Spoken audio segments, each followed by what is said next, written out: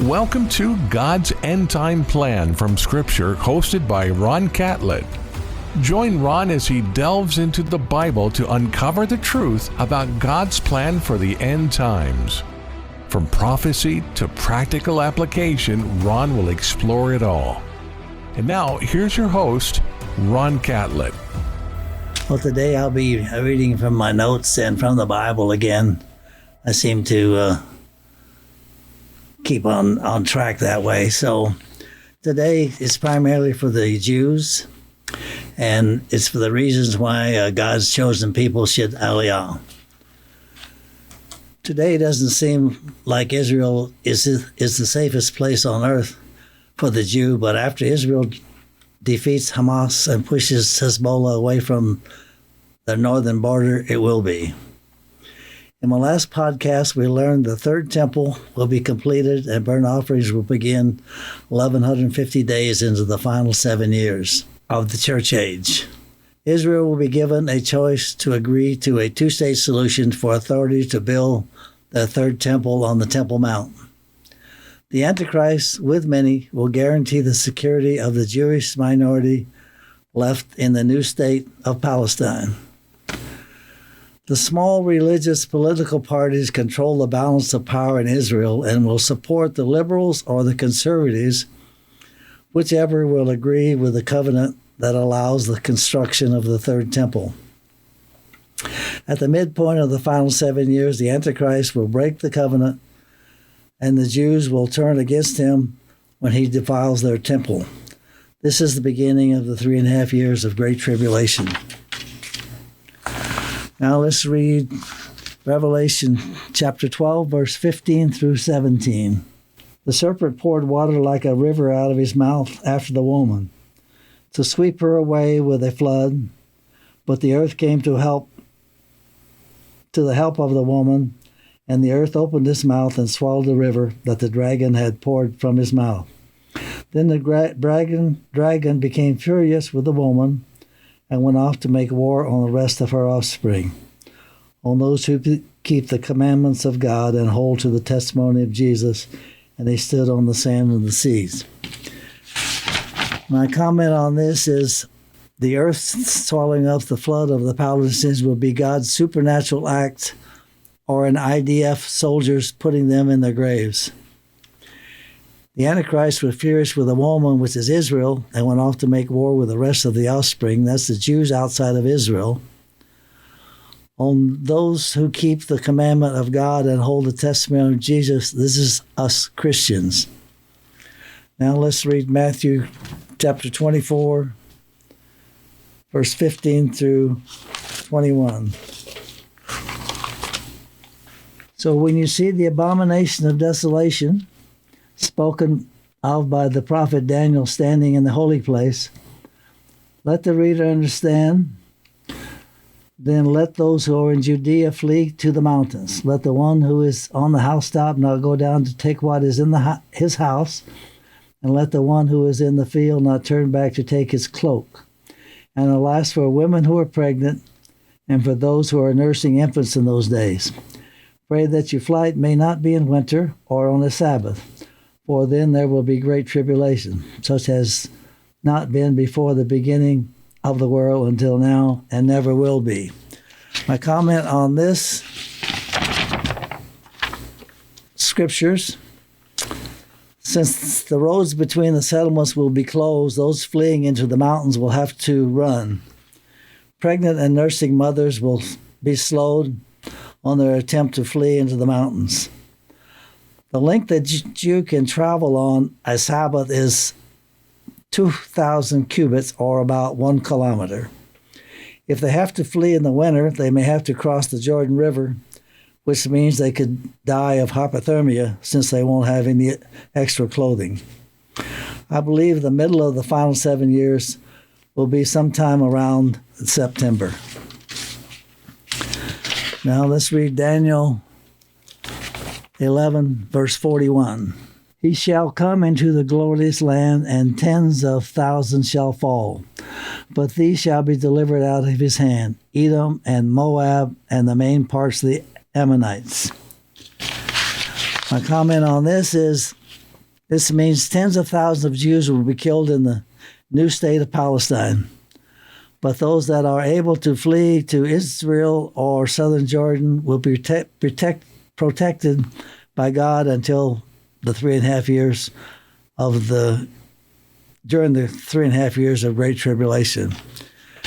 Now let's read Zechariah chapter 13, verse 8 and 9. In the whole land, declares the Lord, 2/3 shall be cut off and perish, and 1/3 shall be left alive. And I will put this third into the fire and refine them as one refines silver, and test them as gold is tested. A comment on these verses. As you can see, the Jews will recognize Yeshua as their Lord, and that 1/3 of the inhabitants of Israel will survive the Battle of Armageddon. Now let's read Romans chapter 11, verse 25 through 27.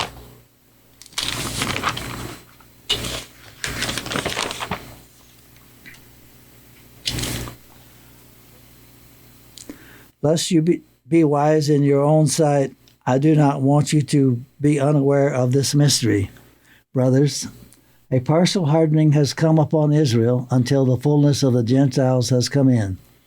And in this way all Israel will be saved, as it is written, the deliverer will come from Zion and will banish ungodliness from Jacob.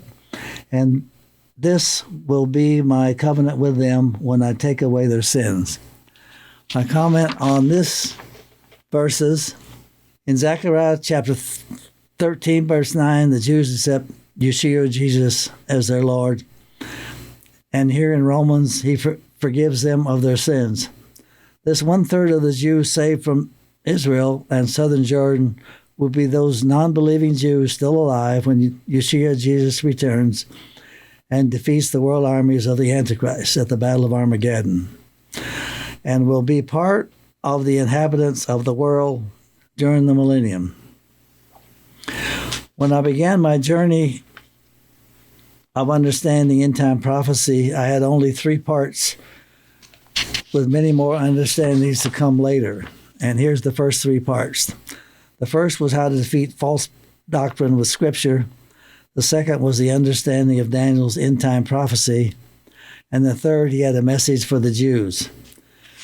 Now I'm going to read to you what I wrote for the Jews about 3 years ago.